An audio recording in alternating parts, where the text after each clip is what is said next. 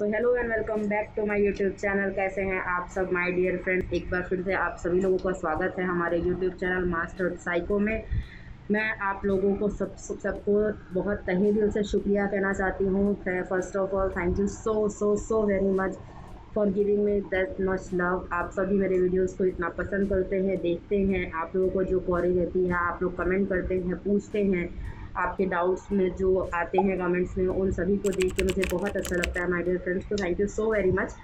तो today I am going to make this video about all your comments. जो भी आप सब लोग मुझसे पूछते हैं कि कौन कौन से टॉपिक पे आप लोगों को डाउट है और किस टॉपिक में आपको डाउट है, तो आज मैं आप सभी लोगों के कमेंट को लेके एक वीडियो बनाने वाली हूँ। और आप सभी लोग जिनके भी कमेंट आए हैं, जो भी क्वेरीज़ हैं, सबके वीडियोस को बना के कमेंट जो है कमेंट का रिप्लाई करने वाली हूँ मैं। तो सबसे पहले मेरे एक बहुत ही अच्छे फ्रेंड ने और मेरे व्यूअर ने मुझे एक कमेंट किया। उन्होंने पूछा है कि मैम मैंने कोचिंग ज्वाइन नहीं किया है अभी तक और एनाटॉमी के लिए कौन सी बुक प्रेफर करनी चाहिए, प्लीज़ कमेंट। तो माय डियर फ्रेंड, सबसे पहले मैं आपको ये बताना चाहूँगी कि अगर आपने कोचिंग नहीं ज्वाइन किया है और आप सेल्फ प्रिपरेशन कर रहे हैं, तो माय डियर फ्रेंड आपको सबसे पहले मैं आपको ये बताऊँ कि जो मेजर सब्जेक्ट है उनमें से एनाटॉमी तो फिजियोलॉजी तो वो सब्जेक्ट है नहीं, सिर्फ माइनर सब्जेक्ट में आता है आपका एनाटॉमी फिजियोलॉजी, है ना। तो बहुत सारे क्वेश्चंस आते नहीं हैं, तो फर्स्ट ऑफ ऑल आप उस पर अटेंशन पे करना बंद कर दीजिए, क्योंकि आपको इतना ज़्यादा परेशान होने का ज़रूरत नहीं है कि आप एनाटॉमी कौन सी बुक से पढ़ेंगे, और ना ही आपके पास इतना ज़्यादा मच मोर टाइम है कि आप एक सब्जेक्ट एनाटॉमी फिजियोलॉजी को दूसरे बुक से प्रेफर कर सकें, ठीक है। तो मेरा आपको यही जवाब रहेगा कि सबसे पहले आपके पास कॉम्पिटिटिव एग्जामिनेशन की बुक्स जो लेटेस्ट एडिशन की मैं हमेशा आपको कहती हूँ उसमें देखिए, और जितना भी प्रिपरेशन करना है आपको, चाहे वो एनाटॉमी फिजियोलॉजी हो, मेडिकल सर्जिकल हो, ऑब्स एंड गायनिक हो, सारे के सारे सब्जेक्ट आप प्लीज़ प्रिपरेशन करने की कोशिश करें from your own competitive examination book. अब वो कॉम्पिटिटिव एग्जामिनेशन बुक जो है उससे आप कैसे प्रिपरेशन कर सकते हैं, तो कॉम्पिटिटिव एग्जामिनेशन बुक में आपके एनाटॉमी से लेके ऑब्स गायनिक से लेके मैनेजमेंट, रिसर्च, सारे सब्जेक्ट्स दिए हुए हैं। तो आप अलग अलग बुक से पढ़ने के लिए पीछे भाग के टाइम वेस्ट मत कीजिए, ठीक है। तो आप एनाटॉमी पढ़िए, लेकिन आपकी जो कॉम्पिटिटिव एग्जामिनेशन की बुक में जितना मैटर दिया हुआ है सिर्फ उसी से प्रिपरेशन कीजिए, ठीक है। और अगर आप लोग को कोई और भी क्वेरी हो तो प्लीज़ मुझसे पूछिए, ठीक है। और दूसरा कमेंट जो मैं पढ़ना चाहूँगी कि please tell me about the OBG topics. My dear friend, आप प्लीज़ मेरे वीडियोस में गो थ्रू कीजिए, आपको इम्पॉर्टेंट टॉपिक्स ऑफ ओबीजी का एक अच्छा वीडियो मिलेगा जिसमें बहुत सारे मोस्ट इम्पॉर्टेंट टॉपिक्स और बहुत बार जो हमारे लास्ट 10 ईयर्स में आए हुए ओबीजी ऑब्स एंड गायनिक के टॉपिक्स हैं, उन सभी टॉपिक्स पे मैंने एक वीडियो बनाया है। आप उस टॉपिक को देखिए, आपके सारे doubts about ओबीजी and gynaec clear हो जाएंगे, ठीक है माय डियर फ्रेंड्स। नेक्स्ट जो कमेंट किया है मेरे फ्रेंड ने, मेरे व्यूअर ने, वो है कि क्या आप मुझे एक बेस्ट कोचिंग सेंटर बता सकते हैं, वो भी कोचिंग सेंटर जो उनको आपको ऑफलाइन चाहिए। तो माय डियर फ्रेंड्स, मैं आपको सबसे पहले मैं आपका प्लेस ऑफ नहीं जानती हूँ कि आप कहाँ से हैं, आप राजस्थान से हैं, आप बिहार से हैं, आप छत्तीसगढ़ से हैं, आप नागपुर से हैं, कहाँ से हैं मैं नहीं जानती हूँ ना, तो मैं कैसे आपको ऑफलाइन कोचिंग का सेंटर बता सकती हूँ।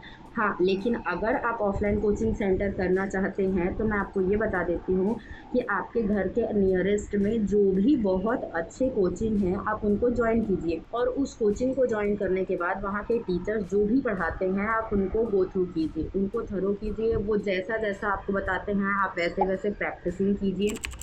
और बिल्कुल भी आप ये मत सोचिए कि ये कोचिंग सेंटर बेस्ट है, वो कोचिंग सेंटर बेस्ट है। बेस्ट वो है जो आप प्रिपरेशन कर रहे हैं। आप आपके प्रिपरेशन में आपके कोचिंग सेंटर में कितना परसेंट दे रहे हैं। अगर आप किसी भी कोचिंग में आपका प्रिपरेशन 100% देंगे तो डेफिनेटली आप कोई भी कॉम्पिटिटिव एग्जामिनेशन क्रैक कर लेंगे। तो इसके पीछे भागिए मत कि कौन सा कोचिंग सेंटर बेस्ट रहेगा, ठीक है।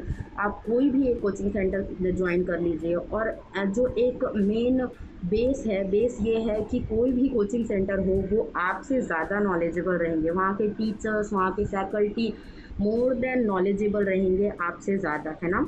तो आप बिल्कुल कोई भी एक कोचिंग सेंटर ज्वाइन कीजिए। और आप सभी लोग जानते हैं, if you are preparing for NORCET examination 2022, तो you just don't have much more time, only 4 months left my dear friends. तो इन 4 महीने में आप किसी भी एक कोचिंग सेंटर को ज्वाइन कीजिए, वहाँ पे अच्छे से प्रिपरेशन कीजिए, टीचिंग गाइडलाइंस जो आपको मिल रही हैं उनको फॉलो कीजिए। ठीक है माय डियर फ्रेंड्स। नेक्स्ट मैं कमेंट पढ़ूंगी आपका जो किया हुआ है मुझे कि मैम फार्माकोलॉजी से कितने क्वेश्चंस आते हैं। My dear friends, pharmacology is comes under the minor subject pharmacology, anatomy, physiology, research, management, ये सारे जो हैं वो सब कुछ जो है आपका माइनर सब्जेक्ट में आते हैं। कितने क्वेश्चन आते हैं तो देखिए 80% जो क्वेश्चंस आते हैं वो आपके मेजर सब्जेक्ट से आते हैं, और वो मेजर सब्जेक्ट मैंने ऑलरेडी आपको बता रखा है। तो आप कोशिश कीजिए इस टॉपिक पे ध्यान देने से रादर बेस्ट ये है कि आप मेजर सब्जेक्ट के टॉपिक्स पे ध्यान दीजिए। ठीक है। फार्माकोलॉजी से कितने क्वेश्चंस आते हैं तो मैं आपको बता देती हूँ कि नोसेट में और एम्स के एग्जामिनेशन में कभी भी आपका सेट नहीं रहता है कि इस पर्टिकुलर सब्जेक्ट से हम इतने ही क्वेश्चंस दे सकते हैं। हो सकता है फार्माकोलॉजी से हार्डली 5 या 10 क्वेश्चंस आए, कभी कभी ऐसा होता है कि 25% क्वेश्चन फार्माकोलॉजी से ही आ जाते हैं। तो आप ध्यान दीजिए और जितने भी क्वेश्चंस हैं फार्माकोलॉजी के, जितने भी एमसीक्यूज़ हैं, आपको मैंने ऑलरेडी बता रखा है कि आपको डेली बेसिस पे 50 to 100 एमसीक्यूज़ करने ही करने हैं। ठीक है। अब डिपेंड करता है कि आप कौन से एमसीक्यूज़ कर रहे हैं। ठीक है। जो एमसीक्यूज़ फार्माकोलॉजी के करेंगे तो भी, अगर आप पिछले ईयर के लास्ट ईयर के एग्जाम 10 ईयर एग्जामिनेशन पेपर करेंगे तो भी उसमें आपको क्वेश्चन पैटर्न जो है फार्माकोलॉजी सब्जेक्ट का वो समझ में आ जाएगा, और उसको देख के आप समझ सकते हैं कि बहुत ही रेयर क्वेश्चंस आते हैं फार्माकोलॉजी से। हाँ, मैं आपको डोज कैलकुलेशन के बारे में कह सकती हूँ कि आप डोज कैलकुलेशन जो है उस पर बिल्कुल ध्यान दीजिए। डोज कैलकुलेशन को लेके बहुत सारे क्वेश्चंस आते हैं माय डियर फ्रेंड्स। ठीक है। नेक्स्ट जो मैं कमेंट पढ़ना चाहूँगी वो कमेंट है मेरे माय डियर फ्रेंड का, मेरे व्यूअर का, कि ma'am please give me anatomy and physiology important topics. जो एनाटॉमी एंड फिजियोलॉजी के इंपॉर्टेंट टॉपिक्स हैं उसके वीडियोस मैं आपको बना के दे दूँगी। बाकी सारे वीडियोस जैसे मैंने सारे मेजर सब्जेक्ट के डाले हुए हैं वैसे ही मैं एनाटॉमी के वीडियोस बना के दे दूँगी, आप उसको देखिए और सिर्फ उतने ही टॉपिक पे फोकस कीजिए जितने टॉपिक्स मैं आपको बताती हूँ। क्योंकि माय डियर फ्रेंड्स, मैं हमेशा कहती हूँ कि मेरे जितने भी इंपॉर्टेंट टॉपिक मैंने दिए हुए हैं मेजर सब्जेक्ट के, वो सारे के सारे टॉपिक्स जो हैं लास्ट 10 ईयर के जो एम्स के एग्जामिनेशन पेपर हैं उन्हीं के बेसिस पे। ठीक है माय डियर फ्रेंड्स। नेक्स्ट जो कमेंट है मैं बताना चाहूँगी, माय डियर फ्रेंड ने बोला था कि जयपाल दागर जी ने पूछा है मुझसे कि एज लिमिट के बारे में मुझे कुछ पता हो तो बताइए। तो माय डियर फ्रेंड, मैं सबसे पहले आप लोग को ये बताना चाहूँगी कि एज लिमिट जो है नॉर्सेट 2021 जब फर्स्ट नॉर्सेट हुआ था, नॉर्सेट 2020, और if you are belonging from OBC category और EWS that is economically weaker section, अगर आप इन सभी तरह से कोटा से बिलोंग करते हैं तो आपको एज रिलैक्सेशन मिलेगा। 3 years OBC में मिलेगा, SC/ST में 5 year to 7 years के रिलैक्सेशन आपको दिए जाएंगे। ये एज लिमिट हमेशा हर साल सेम रहती है माय डियर फ्रेंड्स, जो कभी चेंज नहीं होती है। ठीक है। नेक्स्ट जो कमेंट है, मेरे फ्रेंड ने पूछा था मुझसे कि चाइल्ड साइकेट्री के टॉपिक कौन से आते हैं। तो my dear friend, child psychiatric के टॉपिक्स अलग से नहीं आते हैं। साइकेट्रिक के टॉपिक्स और साइकेट्रिक जो सब्जेक्ट है मेंटल हेल्थ नर्सिंग, उसमें से ही जो क्वेश्चंस आते हैं वो आते हैं चाइल्ड साइकेट्रिक के। फॉर एग्जांपल आपको एन्यूरेसिस पूछ देगा, drug of choice for enuresis पूछ देगा आपसे। ठीक है। आपसे पूछ देगा ADHD के बारे में, attention deficit hyper active disorder के बारे में आपसे पूछ देगा। तो ये सारे टॉपिक्स जो हैं माय डियर फ्रेंड्स, टिक्स है और पाइका है जो मड ईटिंग होता है ना, तो ये सारे क्वेश्चंस जो हैं वो चाइल्ड साइकेट्रिक में आते हैं माय डियर फ्रेंड्स, और मोस्ट इम्पॉर्टेंट टॉपिक्स हैं ये जो चाइल्ड साइकेट्रिक से पूछे जाते हैं। ठीक है माय डियर फ्रेंड्स। और नेक्स्ट जो मेरे फ्रेंड ने, मेरे व्यूअर ने मुझे कमेंट में पूछा था वो ये था कि 10 ईयर के एग्ज़ाम पेपर्स हैं क्या आपके पास। माय डियर फ्रेंड्स, मैं आप सभी लोगों को ये बताना चाहती हूँ कि 10 ईयर के एग्ज़ामिनेशन पेपर्स मेरे पास नहीं है, लेकिन आपके पास जो टारगेट हाई की बुक है, जो PR यादव की बुक है, जो आपके पास NCLEX RN है, अगर आपके पास लेटेस्ट एडिशन की बुक है तो उसमें सारे कॉम्पिटिटिव एग्जामिनेशन के बुक्स के लास्ट पार्ट में, लास्ट पेजेस में एम्स के जो एग्जामिनेशन पेपर हैं, प्रीवियस ईयर्स के एग्जामिनेशन पेपर्स हैं वो डले हुए हैं, नोसेट एग्जामिनेशन पेपर्स के क्वेश्चन डले हुए हैं। तो प्लीज़ गो थ्रू इट। ठीक है। और MCQs कीजिए बहुत अच्छे से, पढ़ाई पे ध्यान दीजिए। ठीक है माय डियर फ्रेंड्स। नेक्स्ट जो कमेंट है वो कमेंट है कि मैम नॉर्सेट भी बहुत ज़्यादा टफ रहता है क्या? माय डियर फ्रेंड, मैं सबसे पहले आपको ये बता दूं कि नॉर्सेट एक ऐसा एग्ज़ामिनेशन है जो बहुत इजी एग्ज़ामिनेशन है। इट्स अप टू यू, आप कितना प्रिपरेशन करके जाते हैं, कितना पढ़ाई करते हैं। नॉर्सेट ऐसा कोई पेपर नहीं है कि कोई एक्सीलेंट बच्चा ही उसको क्रैक कर सकता है, मॉडरेट बच्चा कर सकता है, माइल्ड बच्चे जो है वो नहीं कर सकते हैं। ऐसा कुछ भी नहीं है, nothing is impossible. It's up to your mind set, है ना। तो नॉर्सेट कोई भी और एम्स कोई भी एग्जामिनेशन ऐसा नहीं है जो बहुत ज़्यादा टफ हो। सिर्फ ज़रूरत है तो आपकी कंटिन्यूअस प्रैक्टिसिंग का और stick to your study topic का। आप एकदम बहुत अच्छे से प्रिपरेशन कीजिए, मेहनत कीजिए, अपने पढ़ाई पे ध्यान दीजिए, और अगर आप बहुत अच्छे से पढ़ाई करेंगे तो ये कोई भी एग्जामिनेशन आपके लिए टफ नहीं लगेगा। नेक्स्ट मैं आपको बताना चाहूँगी कि द मोस्ट इम्पॉर्टेंट थिंग कि आप क्यों ऐसा सोचते हैं कि कोई चीज़ टफ है और कोई चीज़ ईजी है। तो उसके पीछे सिर्फ और सिर्फ एक ही रीज़न रहता है कि योर माइंड सेट, है ना। कि मोस्ट एंड मेन जो टॉपिक है, मेन पॉइंट जो है वो क्या है कि योर बिलीव। हरनाथ सांधु और मानुषी चिल्लर जैसे लोग आज अपने आप में ही बहुत एक अच्छा उदाहरण है, बहुत अच्छा एग्जाम्पल है, जिनको आप देख के कुछ सीख सकते हो। हरनाथ सांधु ने बोला था कि I believe in me and that's why I am standing here today, है ना। आपको अपने अंदर बिलीव रखना है, you have to believe in yourself, then only you can crack any competitive examination. It's about your study, it's about your faith in yourself। आप कितना believe रखते हैं, yes I can do, I will, I can do, I will. तो कोई भी examination tough नहीं है, please try to do work hard.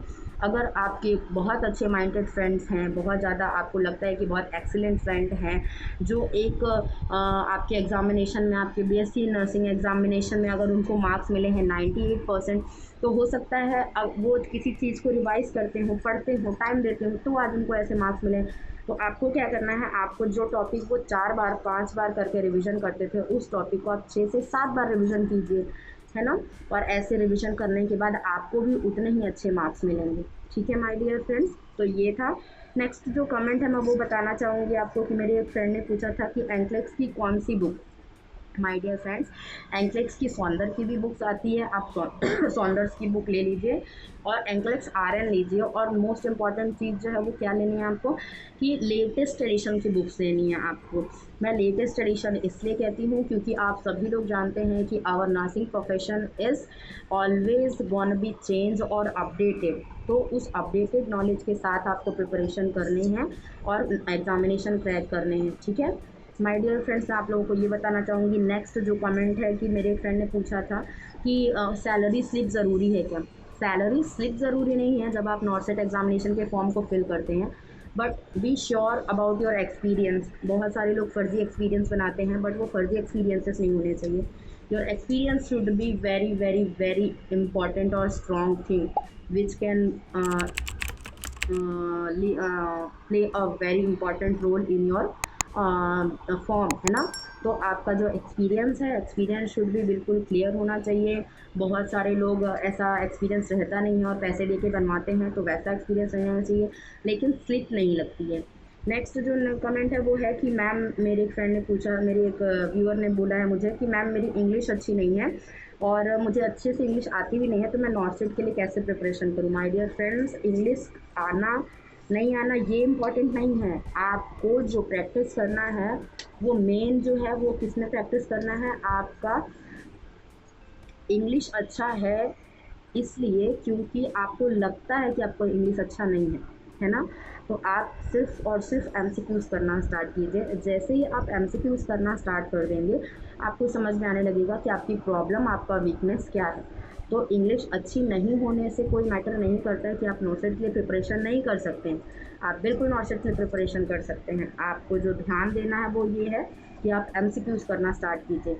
MCQs के वे ऑफ लैंग्वेज को समझिए, कैसे लैंग्वेज में एमसीक्यूज़ पूछे जा रहे हैं, जो क्वेश्चंस आ रहे हैं, जो उसके ऑब्जेक्टिव्स हैं वो कैसे लैंग्वेज में पूछे जा रहे हैं। उसके बाद आपके लिए बहुत आसान होगा और बहुत ईजीली आप एमसीक्यूज़ को डील कर पाएंगे। और उसके बाद उसको करते करते आपके अंदर ये जो इंग्लिश कमज़ोर है वो भी, मिथ जो है वो भी हट जाएगा। ठीक है, तो फिर माय डियर फ्रेंड्स, मैं आप सभी लोगों को आज के टॉपिक में यही बताने वाली थी। आगे और भी अगर कुछ कमेंट छूटे होंगे तो please write down in comment box. और आज का वीडियो आप सभी लोगों को कैसा लगा, आप लोगों के कमेंट को ही मैं सोच रही थी कि आप लोगों का सभी का आंसर दे दो, इसलिए मैंने ये वीडियो बनाया है। आप सभी लोगों को मेरे ये आंसर्स कैसे लगे प्लीज़ रिप्लाई कीजिएगा।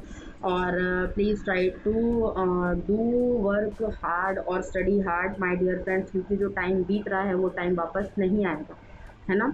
बीत रहा है समय और खर्च हो रहे हैं हम, है ना। तो प्लीज़ ट्राई कीजिए और अपने पढ़ाई पे ध्यान दीजिए। और मैं आप लोगों को ये बताना चाहूँगी कि मेरे वीडियोस में जितने भी इम्पॉर्टेंट मेजर टॉपिक्स हैं सभी के वीडियोस मैंने ऑलरेडी अपलोड कर चुके हैं। तो सारे वीडियोस को देखते रहिए, गो थ्रू कीजिए मेरे सारे वीडियोस को, बहुत अच्छे से पढ़ाई कीजिए। और अगर आप लोगों को कोई भी डाउट हो तो प्लीज़ मेरे कमेंट बॉक्स में लिख दीजिए, मैं कोशिश करूँगी आपके सारे क्वेरीज़ का आंसर करने के लिए। Thank you so much, my dear friends. Thank you for watching.